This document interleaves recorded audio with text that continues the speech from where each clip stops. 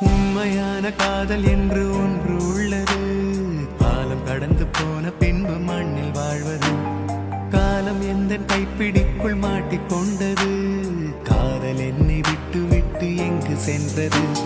கடவுள் வந்து பூமி மீது வாழும் போதிலும் காதல் தோல்வியாகும் போது சாக தோன்றிடும். காதல் இன்றி பூமி மீது வாழ நேர்ந்திடும். கொஞ்ச நேரம் கூட நரகம் போல மாறிடும்.